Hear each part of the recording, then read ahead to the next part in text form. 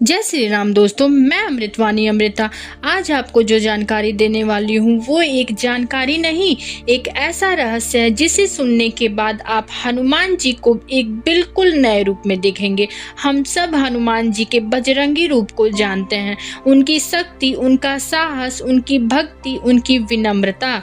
लेकिन क्या आपने कभी सुना है कि हनुमान जी का एक ऐसा गुप्त और अत्यंत दिव्य रूप भी है जिसके बारे में बहुत कम लोग जानते हैं। एक ऐसा रूप जो केवल कुछ चुनिंदा ऋषियों को दिखा था और एक ऐसा रूप जिसे देखकर देवता भी अभिभूत हो गए थे। आज हम उसी गुप्त हनुमान जी की कथा को सुनेंगे जिसका नाम है ब्रह्मास्त्र देवता रूप, या इसे कुछ ग्रंथों में महावीर ध्यान रूप भी कहा गया है।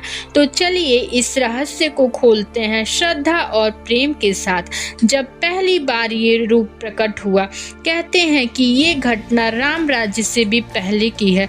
उस समय जब हनुमान जी गहन ध्यान में कैलाश पर्वत पर गए थे, किसी ने उन्हें नहीं भेजा था, ये उनका अपना संकल्प था। वहाँ शांत बर्फीली हवाओं के बीच हनुमान जी ध्यान में बैठे थे। उनकी मूरत इतनी स्थिर थी कि ऋषि कहते हैं ऐसा लगा जैसे पूरा पर्वत उनकी सांसों से थम गया हो। उसी ध्यान स्थिरता में हनुमान जी का शरीर धीरे धीरे अपनी मूल दिव्यता में परिवर्तित होने लगा। उनकी भुजाएं 4 फिर 8 फिर असीमित प्रतीत हुई।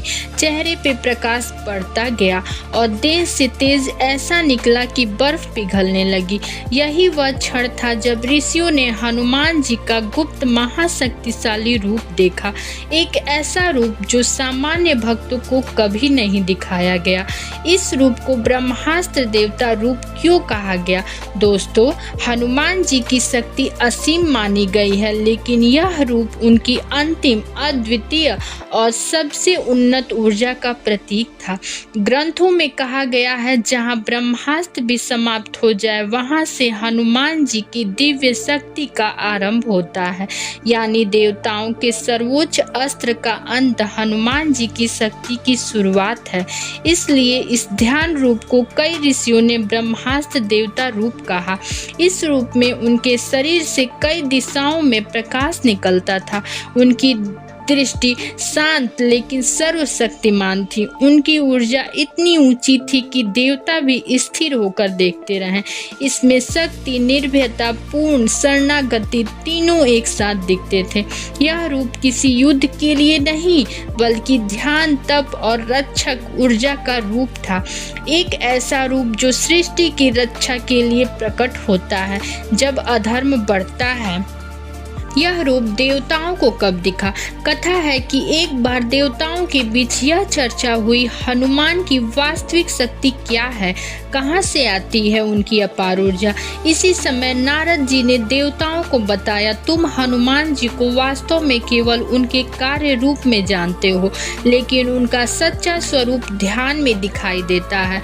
और जब देवता कैलाश पहुँचे, उन्होंने हनुमान जी को उसी गुप्त ध्यान रूप में देखा।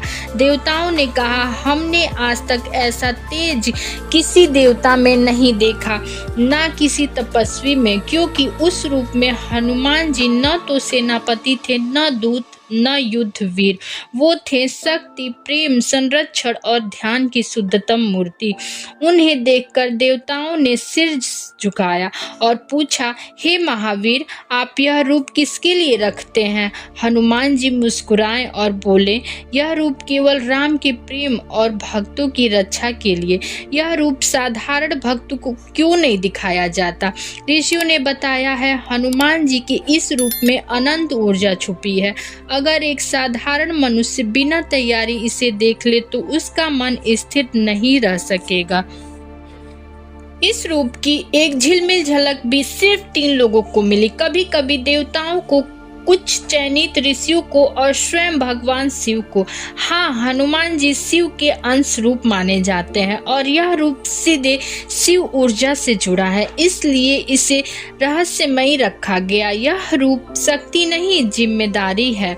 यह कहानी हमें क्या सिखाती है? हनुमान जी का यह गुप्त रूप हमें 3 बातें सिखाता है।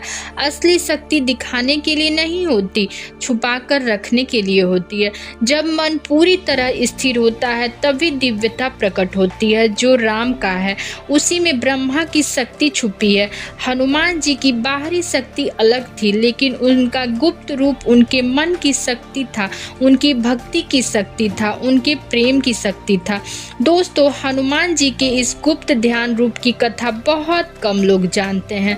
यह कहानी सिर्फ रहस्य नहीं बल्कि एक संदेश है कि जब मन राम में डूब जाता है तब मनुष्य अपनी कल्पना से परे शक्ति प्राप्त कर लेता है। अगर आपको यह कथा दिल को छू गई हो तो कमेंट बॉक्स में जय बजरंग बली और ऐसे ही भक्ति रहस्य ज्ञान वाले वीडियो हम आपके लिए लाते रहेंगे। अगर आपको अच्छा लगा तो ज़रूर कमेंट बॉक्स में जय श्री राम जय हनुमान ज़रूर लिखें। आशा करती हूँ कि आपको ये जानकारी बहुत अच्छी लगी होगी। तो सच में कमेंट बॉक्स में जय श्री राम ज़रूर लिखिएगा। Thank you.